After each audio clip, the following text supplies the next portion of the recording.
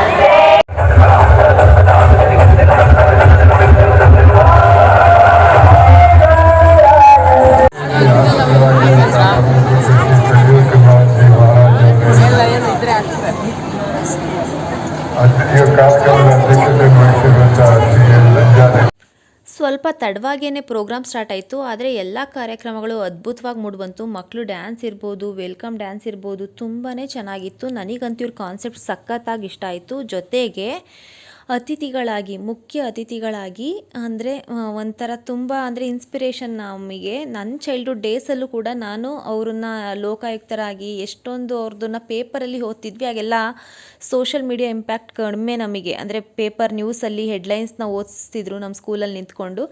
ಆವಾಗ ನಾನು ಓದಿದಾಗ ಈಗ ಸಂತೋಷ್ ಹೆಗ್ಡೆ ಅವ್ರನ್ನ ನಾನು ಅಂದರೆ ರಿಯಲ್ ಆಗಿ ನೋಡಿದ್ದು ಈ ಪ್ರೋಗ್ರಾಮಲ್ಲೇ. ಅಂದರೆ ಟಿ ವಿನಲ್ಲಿ ಅಥವಾ ನ್ಯೂಸ್ಗಳಲ್ಲೇ ನೋಡ್ತಿದ್ದೆ. ರಿಯಲ್ ಆಗಿ ಇಲ್ಲಿಗೆ ಕರೆಸಿದ್ರು ಅವ್ರನ್ನ. ನಮ್ಮ ಸಂತೋಷ್ ಹೆಗ್ಡೆ ಅವರು ಇವಾಗ ನಿವೃತ್ತಿಯಾಗಿದ್ದಾರೆ. ಬಟ್ ಅವ್ರು ಹೇಳಿದ್ದು ಕೆಲವೊಂದು ಇನ್ಸಿಡೆಂಟ್ಸ್ನ ಶೇರ್ ಮಾಡಿಕೊಂಡ್ರು ಮತ್ತು ಮಕ್ಕಳಿಗೆ ಕೆಲವೊಂದು ಬುದ್ಧಿವಾದಗಳನ್ನ ಹೇಳಿದ್ರು. ತುಂಬಾ ಇನ್ಸ್ಪೈರ್ಡ್ ಆಗಿತ್ತು.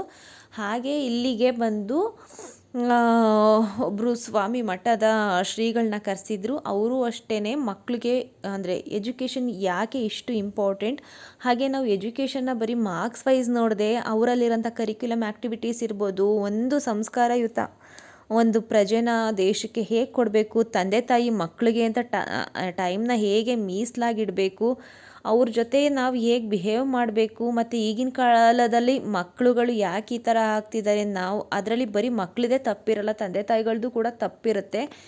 ಆದಷ್ಟು ನಾವು ಅಂದರೆ ಎಲ್ಲ ತಂದೆ ತಾಯಿಗಳು ಮಕ್ಕಳುಗಳ ಬೆಳವಣಿಗೆ ಮತ್ತು ಅವ್ರ ಏಳಿಗೆಗಾಗೇ ಇಷ್ಟು ಕಷ್ಟಪಟ್ಟು ದುಡಿತಿರ್ತೀವಿ ಅಲ್ವಾ. ಅದ್ರ ಮಧ್ಯೆ ಎಲ್ಲೋ ಕೆಲವೊಂದು ಸಮಯ ನಮಗೂ ಟೈಮ್ ಸಿಕ್ಕಿರಲ್ಲ ನಮ್ಮ ಕೆಲಸದ ಒತ್ತಡದಿಂದಾಗಿ.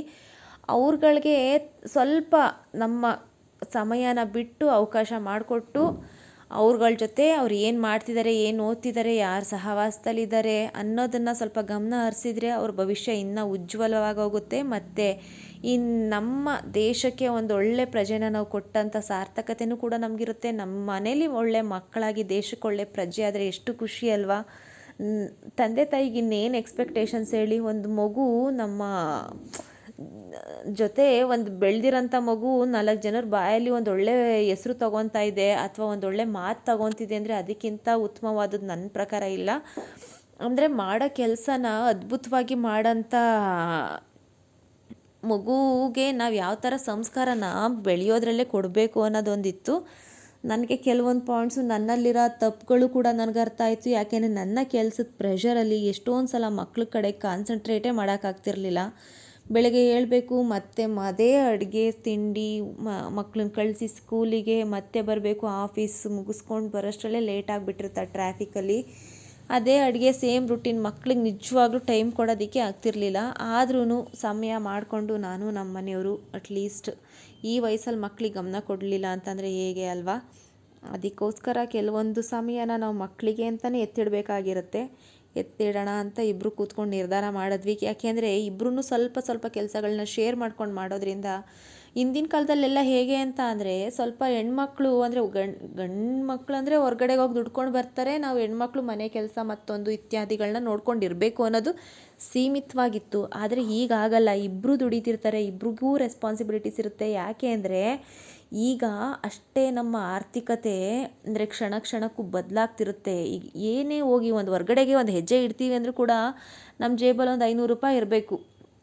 ಏಕೆ ಪೆಟ್ರೋಲ್ ಬೇಕು, ಅದು ಇವನ್ ನಾವು ಫೋನ್ ರೀಚಾರ್ಜ್ ಮಾಡಿಸ್ತೀರಾ ಅಲ್ವಾ, ಡೇಟಾ ಪ್ಯಾಕ್ ಹಾಕಿಸ್ಕೊಬೇಕು, ಎಲ್ಲೋ ಒಂದು ಕಡೆಗೆ ಹೋದಾಗ ಒಂದು ಕಾಫಿ ಟೀ ಒಂದು ತಿಂಡಿ ಊಟ ಸ್ನ್ಯಾಕ್ಸ್ ಏನಕ್ಕಾದ್ರೂ ಒಂದು ಖರ್ಚಾಗಿರುತ್ತೆ ಅಲ್ವಾ. ಹೊರ್ಗಡೆಗೆ ಹೋಗಿದ್ದು ಬರ್ತೀನಿ ಅಂದರೆ ಸುಮ್ಮನೆ ಆಗಲ್ಲ. ಮನಿ ಫಿನಾನ್ಷಿಯಲಿ ಮನಿ ಅಂತೂ ಬ್ಯಾಕಪ್ ಥರ ಇರಲೇಬೇಕು. ಜೊತೆಗೆ ನಮ್ಮ ಮನಿ ಎಷ್ಟು ಇಂಪಾರ್ಟೆಂಟು, ನಮ್ಮ ಎಥಿಕ್ಸ್ ಕೂಡ ಅಷ್ಟೇ ಇಂಪಾರ್ಟೆಂಟು. ನಾವು ಕೆಲಸ ಹೇಗೆ ಮಾಡ್ತಿದ್ದೀವಿ, ಏನು ಮಾಡ್ತಿದ್ದೀವಿ ಅದು ತುಂಬಾ ಇಂಪಾರ್ಟೆಂಟು. ಹಾಗೆ ನಾವು ಯಾವ ಪ್ಲ್ಯಾಟ್ಫಾರ್ಮಲ್ಲಿ ವರ್ಕ್ ಮಾಡ್ತಿದ್ದೀವಿ ಅಲ್ವಾ. ಯಾಕೆಂದರೆ ಎಷ್ಟೊಂದು ಜನ, ಈಗ ನಾನು ಇಂಜಿನಿಯರಾಗಿ ಕೆಲಸ ಮಾಡ್ತಿದ್ದೀನಿ ಅಂತಂದರೆ ಇಲ್ಲಿದ್ದವರು ಟೀಚರ್ಸ್ ಆಗಿ ಮಾಡ್ತಾರೆ. ಟೀಚರ್ಸ್ ನೋಡಿ ಎಷ್ಟು ಜನ ಇಂಜಿನಿಯರ್ಸ್ನ ಪ್ರೊಡ್ಯೂಸ್ ಮಾಡ್ತಾರೆ. ಡಾಕ್ಟರ್ಸ್ ಇರ್ತಾರೆ, IAS ಆಫೀಸರ್, KAS ಆಫೀಸರ್, ಯಾವುದೇ ಒಂದು ಫೀಲ್ಡಲ್ಲಿ ಹೋಗಿ ಅವರೊಂಥರ ಅಲ್ಟಿಮೇಟ್ ಆಯಿತಾ. ಅವ್ರು ಎಷ್ಟೊಂದು ಜನ ಮಕ್ಕಳು ಈಗಲೂ ನಮ್ಮ ಗುರುಗಳನ್ನ ನೋಡಿದಾಗ ನಮಸ್ತೆ ಸರ್ ಅಂತ ಹೇಳ್ತೀವಿ ಅಲ್ವಾ. ಹಾಗೆಯೇ ನಮ್ಮ ಮಕ್ಕಳನ್ನ ನಾವು ಯಾಕೆ ಭವಿಷ್ಯನ ಚೇಂಜ್ ಮಾಡೋಕ್ಕಾಗಲ್ಲ. ಟೀಚರ್ಸ್ಗೂ ಕೂಡ ಅಷ್ಟೇ ಪ್ರೆಷರ್ ಇರುತ್ತೆ. ನಾನು ನೋಡಿದ್ದೀನಿ, ನಾನು ನನ್ನ ವೃತ್ತಿ ಧರ್ಮದಲ್ಲಿ ಎಷ್ಟೊಂದು ಫೀಲ್ಡ್ಸಲ್ಲಿ ನಾನು ಕೂಡ ಪ್ಲೇ ಮಾಡಿದ್ದೀನಿ. ಟೀಚರಾಗಿ ವರ್ಕ್ ಮಾಡಿದ್ದೀನಿ, ಈಗ ಇಂಜಿನಿಯರಾಗಿ ವರ್ಕ್ ಮಾಡ್ತಿರ್ಬೋದು. ಆದರೆ ಇದಕ್ಕೂ ಮುಂಚೆ ನಾನು ಕೂಡ ಎಷ್ಟೊಂದು ಬೇರೆ ಬೇರೆ ಜಾಬ್ಸ್ನ ಟ್ರೈ ಮಾಡಿದ್ದೀನಿ. ಯಾಕೆಂದರೆ ಮಕ್ಕಳು ತುಂಬ ಚಿಕ್ಕವರಿದ್ದರು, ಅವ್ರನ್ನೆಲ್ಲೂ ಬಿಡೋಕ್ಕಾಗ್ತಿರ್ಲಿಲ್ಲ, ಬ್ಯಾಕಪ್ಸ್ ಇರಲಿಲ್ಲ, ಅವರು ನೋಡ್ಕೊಳ್ಳಿಕ್ಕೆ ಯಾರೂ ನನಗೆ ಸಪೋರ್ಟಿವ್ ಥರ ಇರಲಿಲ್ಲ. ಆದರೆ ನನಗೇನಿಲ್ಲ, ನನ್ನ ಮಕ್ಕಳಿಗೆ ಕೊಡೋಂಥ ಟೈಮ್ನ ಕೊಟ್ಟಿದ್ದೀನಿ, ಈಗಲೂ ಕೊಡ್ತಿದ್ದೀವಿ. ನನಗೆ ಖುಷಿನೇ. ಯಾಕೆ ಅಂತ ಅಂದರೆ ಅವ್ರವ್ರ ಜವಾಬ್ದಾರಿಗಳು ಅವ್ರವ್ರುಗಳಿತ್ತು. ನಮ್ಮ ಮಕ್ಕಳು ಅಂದಮೇಲೆ ಅದು ನಮ್ಮ ರೆಸ್ಪಾನ್ಸಿಬಿಲಿಟಿ ಅಷ್ಟೇ ಆಗಿರುತ್ತೆ ಅಲ್ವಾ. ಅದು ಬೇರೆಯವ್ರು ಮಾಡಲಿಲ್ಲ ಅನ್ನೋದು ನನ್ನ ತಪ್ಪಾಗುತ್ತೆ. ಸೊ ಅದು ನನ್ನ ವೈಯಕ್ತಿಕವಾದಂಥ ನಿರ್ಧಾರ. ನನ್ನ ಮಕ್ಕಳನ್ನ ನನ್ನ ಹತ್ರ ಇಟ್ಕೊಂಡು ಅವ್ರಿಗೇನು ಬೇಕು ಅದನ್ನು ಮಾಡ್ಕೊಳ್ಳೋಂಥದ್ದು ನಾವು ತಂದೆ ತಾಯಿ ಆದವ್ರದ್ದು ಮೊದಲ ಜವಾಬ್ದಾರಿ. ಅದನ್ನು ನಾವು ಕ್ಲೀನಾಗಿ ಮಾಡ್ಕೊಂಡು ಹೋಗಬೇಕು. ಅದನ್ನು ಬೇರೆಯವ್ರನ್ನ ಬ್ಲೇಮ್ ಮಾಡಿ ನೋಡ್ಕೊಳ್ಳಿಕ್ಕೆ ಬರಲಿಲ್ಲ, ಮಾಡ್ಲಿಕ್ಕೆ ಬರಲಿಲ್ಲ, ಅದು ಉತ್ಪ್ರೇಕ್ಷೆ ಆಗುತ್ತೆ. ಹಾಗೆ ನನ್ನ ಪ್ರಕಾರನೂ ಅದು ಸರಿ ಬರಲ್ಲ.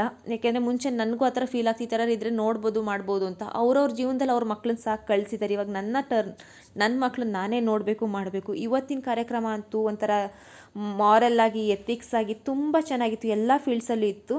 ನಿಮಗೆ ಹೇಗೆ ಅನ್ನಿಸ್ತು ಕಮೆಂಟ್ಸ್ ಮಾಡಿ.